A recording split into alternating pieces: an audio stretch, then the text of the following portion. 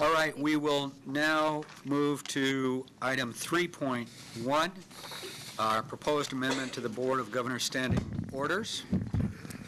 This is a second reading of the proposed amendments to the standing order related to the Student Senate for Board of Governors consideration. Vice Chancellor Michalowski. All right. I don't want to repeat everything that we talked about in May. I'll just give enough background for a new board member, and I know that there are a number of people who want to address this, this item. We brought this item to you in order to address a couple of issues that arose during the course of this last year with the Student Senate.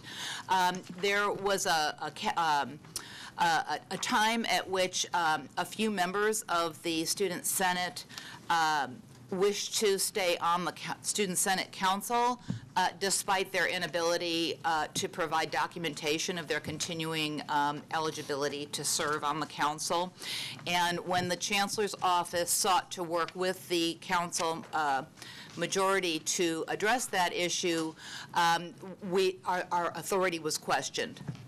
So it seemed it would benefit all if your standing orders made it clear that that's not only something that we are allowed to do, but it's something that we are required to do to ensure that this organization that you recognize and support is operating in compliance with the requirements of law.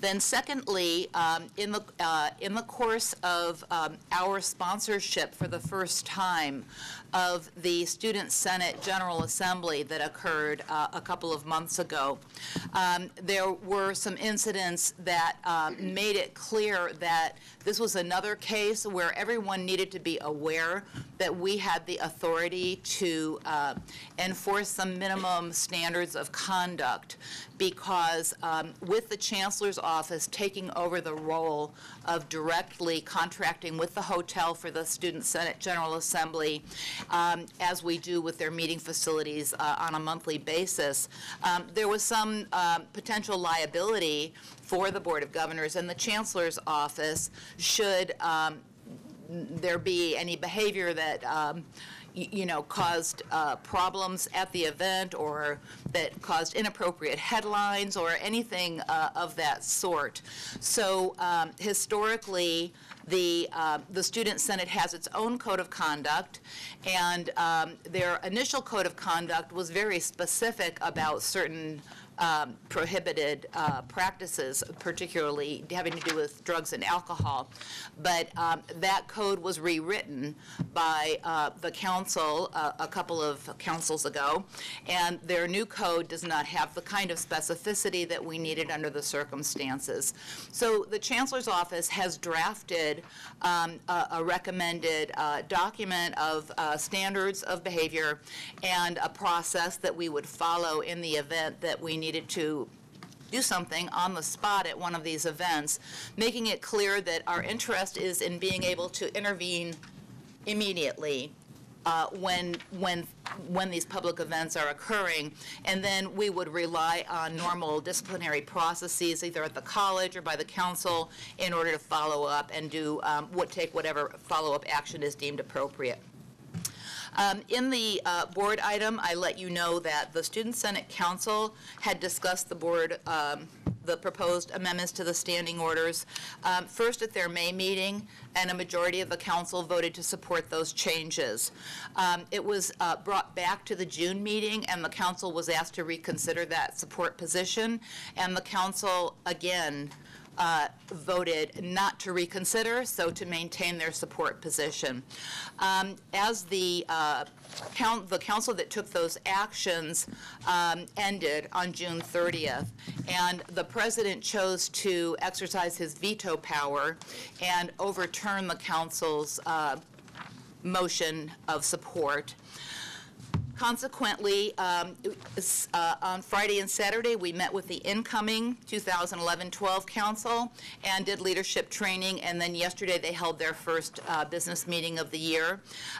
They again discussed the proposed board standing orders, and they again voted to support it, but they do have some suggestions for amendments that they will be presenting to you.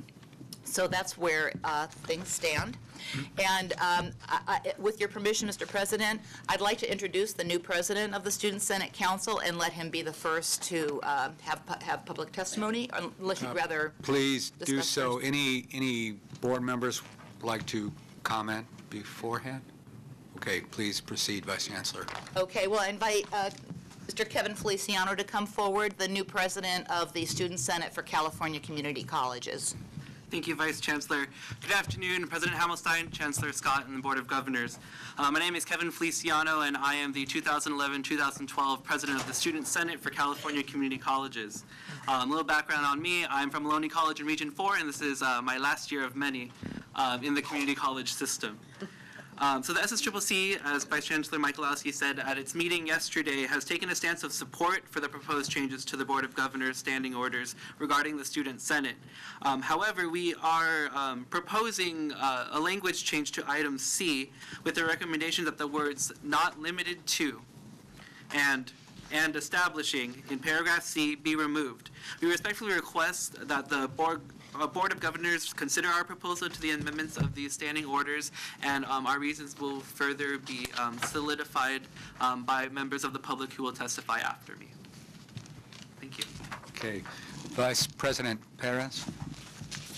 So Anita Latham from Region 11? Region 9. Region 9. President Cooper Mountain College. She's a trustee-elect, former CMC student body president. Yes, good afternoon, ladies and gentlemen. Today, I approach you as a student, and I ask that you take the SSCCC's request into consideration. Although every student I've spoken with seems to support the merit behind this, we want this. However, we feel that the language is just so strong, and it caused a lot of problems in between not only the different regions, but the colleges as well. And I think that if you would possibly take the time to consider these changes, it would mean so much to so many of us. It's just a few simple words, but it means a lot to us. So once again today, I come to you as a student of California Community College and ask that you please take our request into consideration. Ms. Frankie Moore, immediate past president of California Community College Student Affairs Association.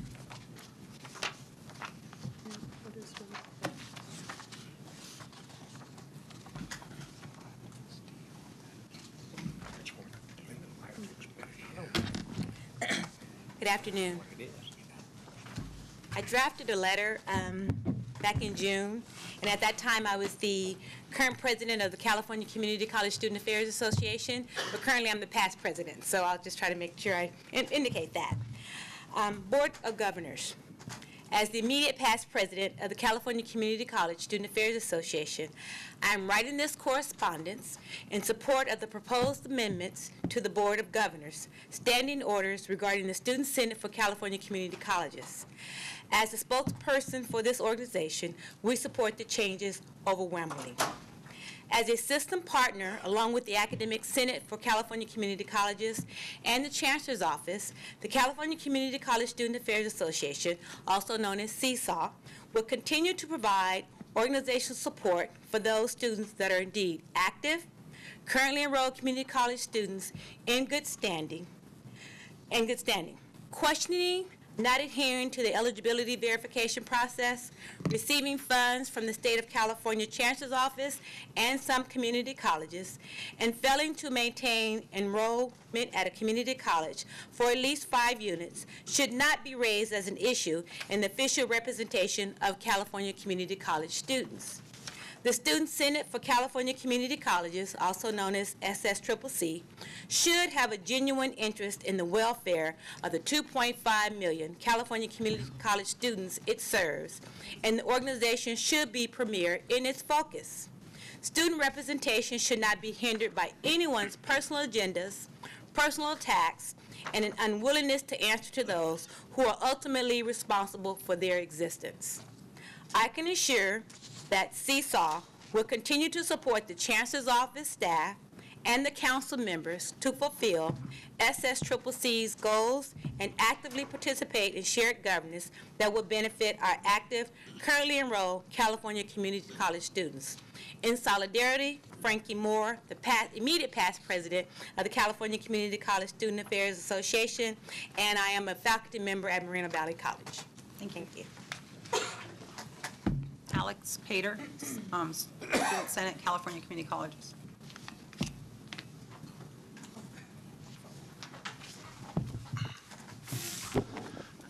Good afternoon, President Hamilstein, Chancellor Scott, members of the board.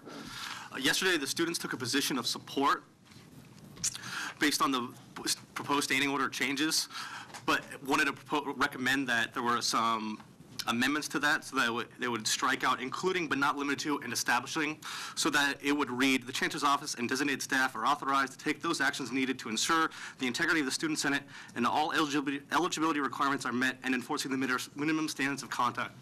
This is really a compromise between the students that were seeking greater authority and accountability over the Student Senate and those that felt that the vague language would be abused and potentially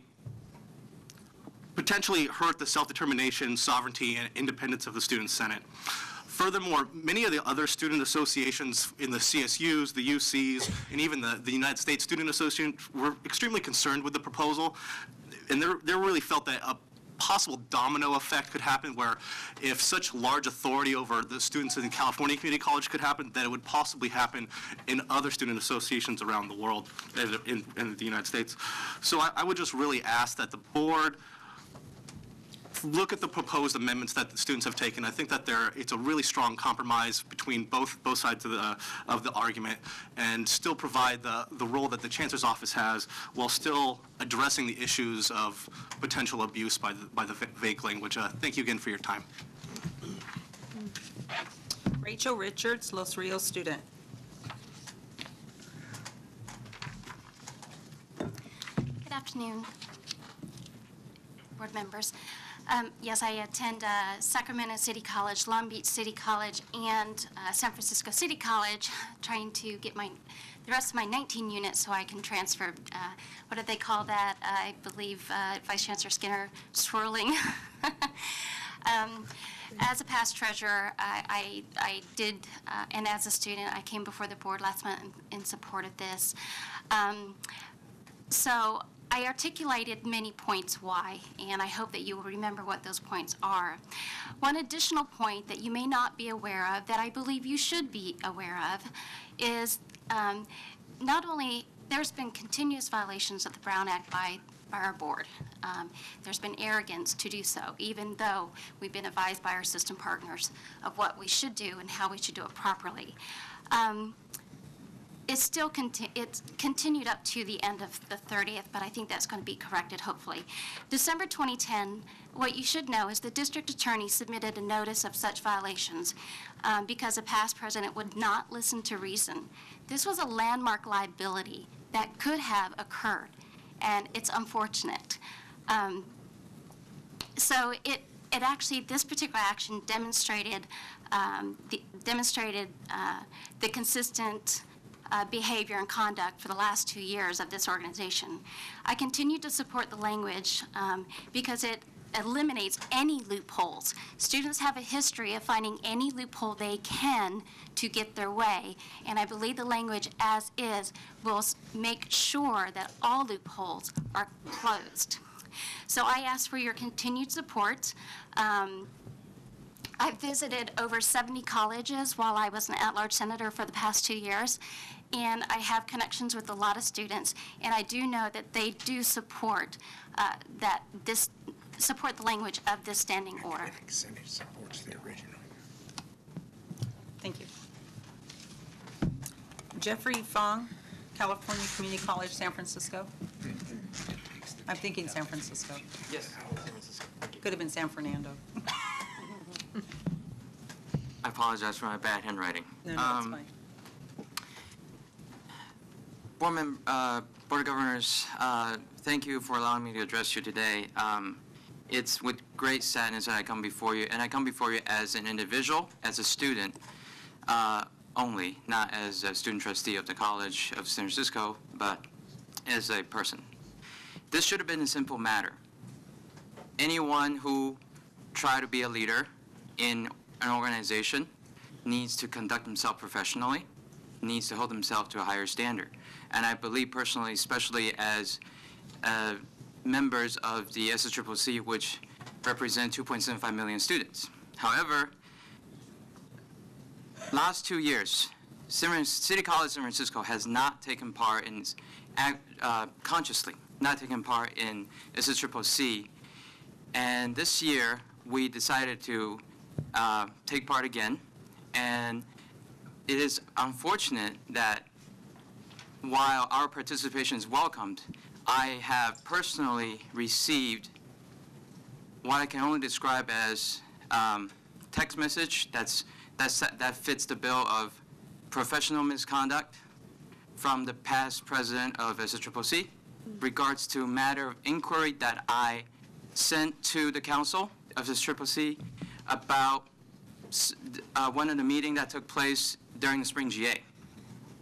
And it is with such concern that I came before you that as a person, I hope that you consider the standing order as is, because yes, there are possible for abuses, and I'd recognize that, and I agree with the past president in that regard. However, abuse has been committed already, and both sides, student can commit abuses as well as other parties. So please consider the language as is, because the conduct of SSCCC needs to be maintained, and if the student or leaders within that board has shown that they can't, I look to the Board of Governors for that leadership. Thank you.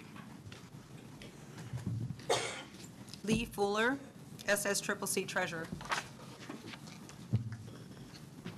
Mr. President, Madam Vice President, Chancellor Scott, and members, I appreciate you allowing me to take a few minutes.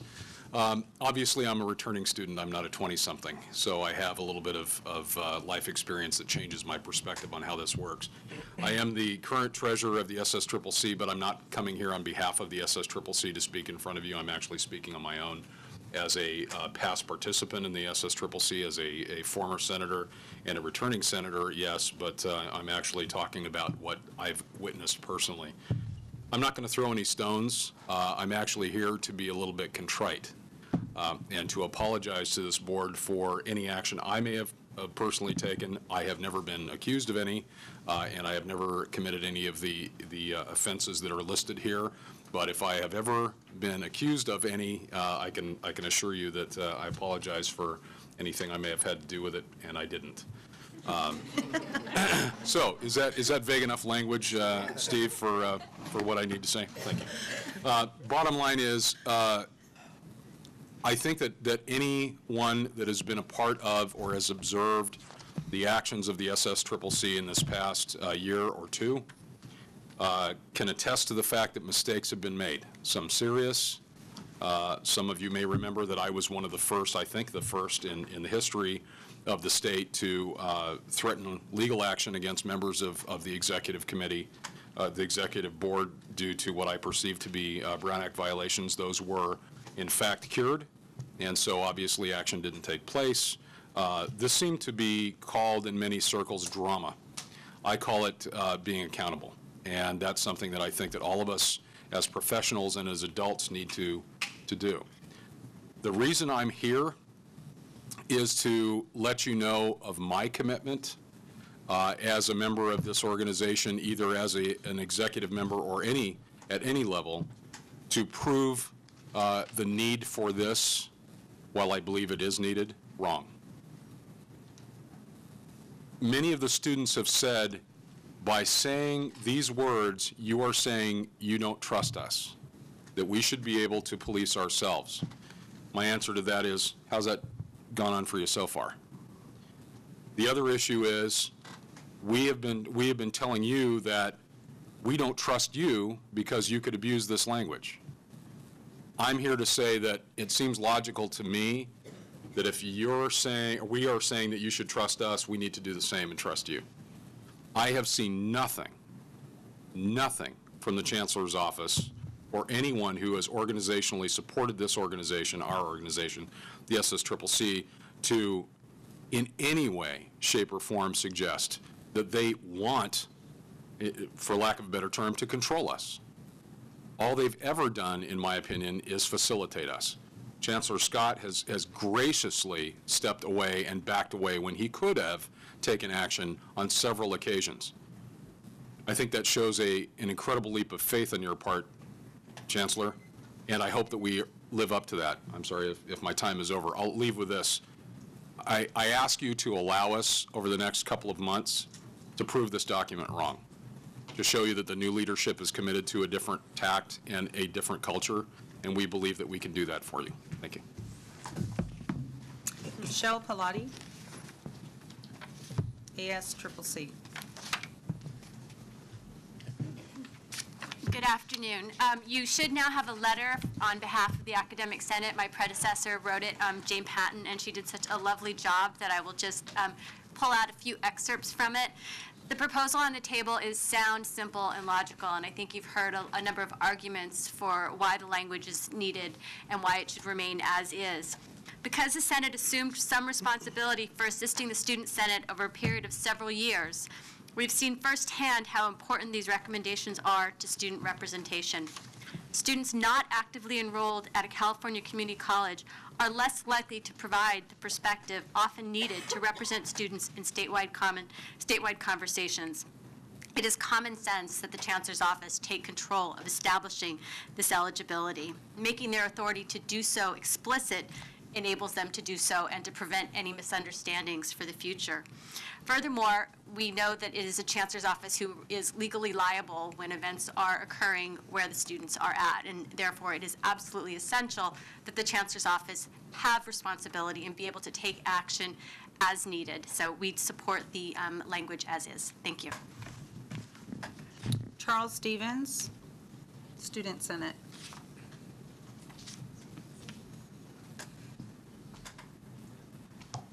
Good afternoon, ladies and gentlemen. My name is Charles Stevens. I go to San Jose City College, and I have an issue with the open-ended language of the standing orders. I feel that if students do find loopholes in things. However, I think that it's important that we close the loophole on both ends, and just look at this from a responsibility issue. I know that a number of folks in my region have come to me and said the same thing. You know, it's fine the way it is. However, it's just there's language in there that's just open-ended. We'd like to close a loophole on both sides. Region 1, Butte College. Hello, board. Nice to meet you. Thank you for having me here. I'm from Butte College, like you said, Region 1. I'm the Region 1 chair of the SSCCC up in that area. And I want to just kind of echo what President Pater and past President Pater and Chuck Stevens just said. This is not an issue of whether or not we think that the eligibility process should be managed by the Chancellor's office, or that we think that the code of conduct that is used at our General Assemblies should be left to us to manage. What we disagree with is language that permits the constant establishing of more language outside of these two very specific issues. When we look at what everybody here has said, they've said we need to be held responsible for our eligibility, and we need to be held responsible for our conduct. The language in this is not specific enough to give only those powers. We only disagree with more power being given and the vagueness that could allow in years coming for the Student Senate to be controlled in ways other than what has been intended.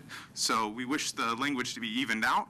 It has been a compromise between two factions, as President Pater said, and we think that we've finally been able to agree on something with the proposed amendments. So thank you for hearing me, and please do consider this as you move forward. Chancellor Scott would like to say a few words. Let me point out what this does specifically. Number one, it will ensure that any student who is not only enrolled in, but continuing in at least 5 units. Now, we could make that a great deal more restrictive. We could suggest that they have to be a full-time student. But to have discovered and find out that we couldn't ensure that even someone who had dropped out of all of his or her courses was still active in the Student Senate seems a little ridiculous, actually, to have someone who isn't at least enrolled in and continuing in 5 units for that to be required. So that's a pretty simple thing. I don't think I can't quite understand why someone takes issue with that. The second thing is that the Chancellor's Office does provide funds, is legally liable, and therefore there should be some accountability involved in that. We can't very easily just give the money, and then when we find that either behavior was illegal and behavior was prone to give our entire system what I would consider very unfavorable publicity, and we were found that we didn't have the explicit authority to act upon it, that's what has led to these regulations. They're not overly restrictive. Certainly any student, by the way, can go outside of the Chancellor's Office and form an organization. We're not going to be policing their behavior if it's an individual student, but we're talking about actual student Senate events where we have furnished the funds. We have not only furnished the funds, but we possess a legal liability. And we discovered that it was rather difficult for us not to take some kind of action.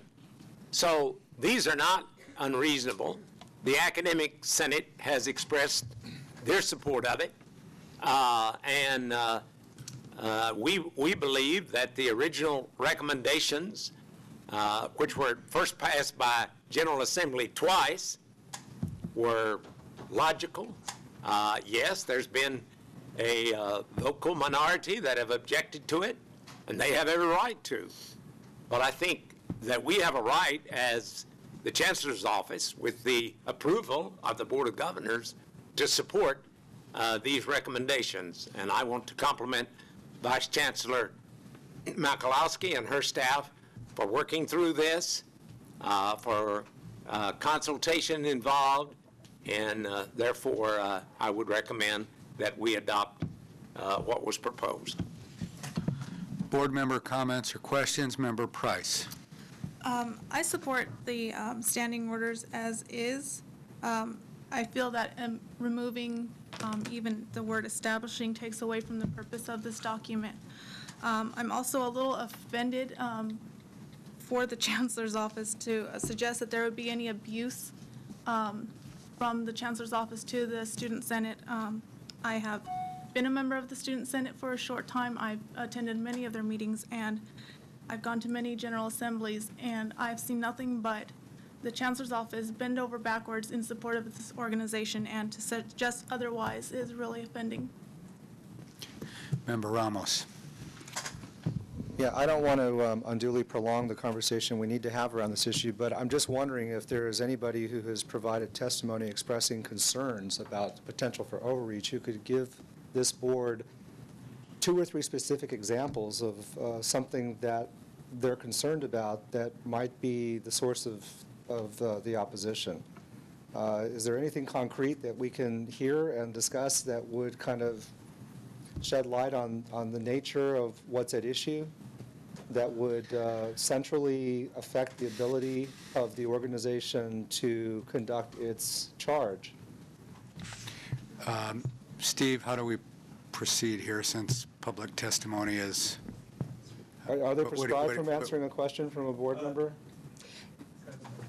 Can I'm always, I don't want to speak for the students, and if I say this and then someone still wishes to speak, then you're welcome to do so.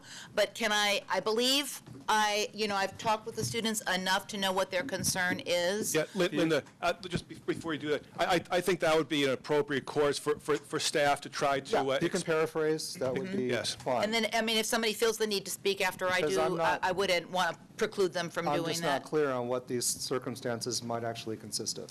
What the students have said to me is that they have not seen any examples where the chancellor's office has overreached its authority.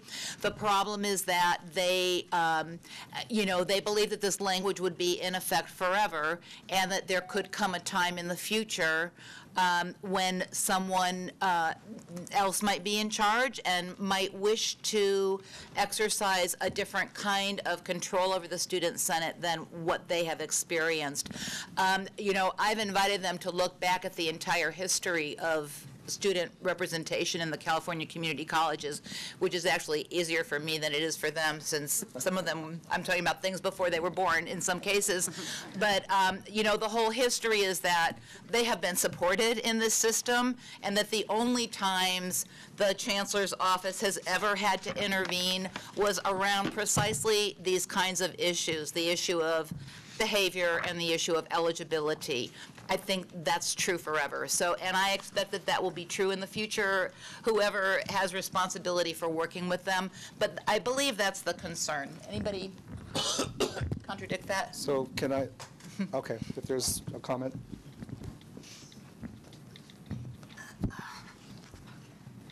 Hello, my name's Nevin Serena. I'm from De Anza College. I do appreciate all the support the Chancellor's Office has given the Student Senate.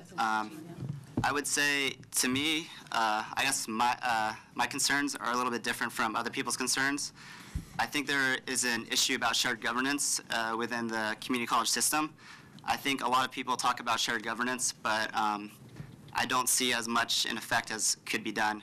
I think students are at community colleges and would be more than willing to participate more in shared governance. And I think the SSCCC is a way to do that on a larger scale, on the statewide scale.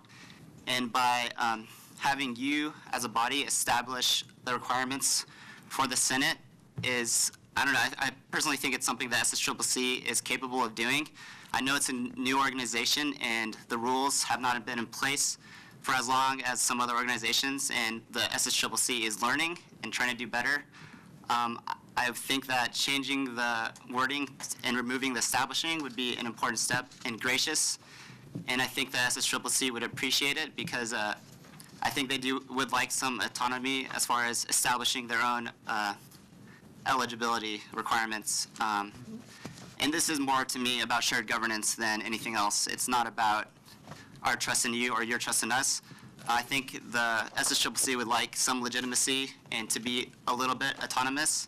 And if it comes down to it, if you think that further needs to be done, if you were to pass such an amendment that has been proposed by the Exec Council, I think that would be up to you. I don't know, I would like the SSCCC to have another chance because the board is now different. It's a new set of people on the board. It's not the same set. I think that the new president of the SSCCC will run a tight ship, and you won't have the issues that you've had in the past. And I don't know, I think they'd appreciate that kind of support from you at this point. Thank you. Member Ramos, did you? There's another gentleman in the back that seems to want to make a statement. Okay, one more. One more. I'd like to. Yeah. He's, one more. Actually already spoke. Oh, Eric Chisler again.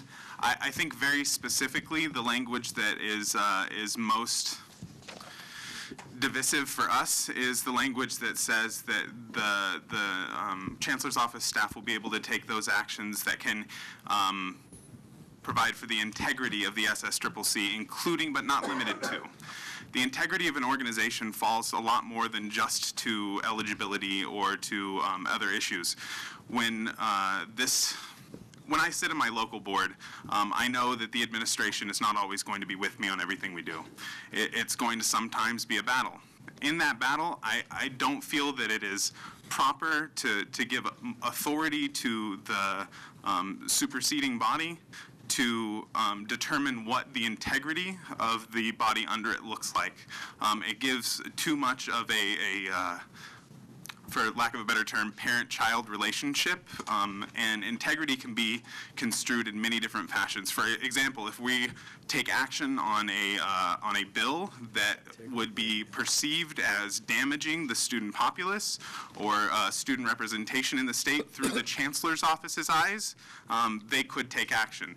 So there are a lot of little things that, while we've never seen any precedent for it, we know that that law leaves room for new precedents to be created, and we are a little hesitant to allow that to happen when two very specific things have been asked for, and things that we have worked on the chancellor's office with and drafted language for ourselves as a Senate, and have continued to work with to make sure that those two specific issues are handled.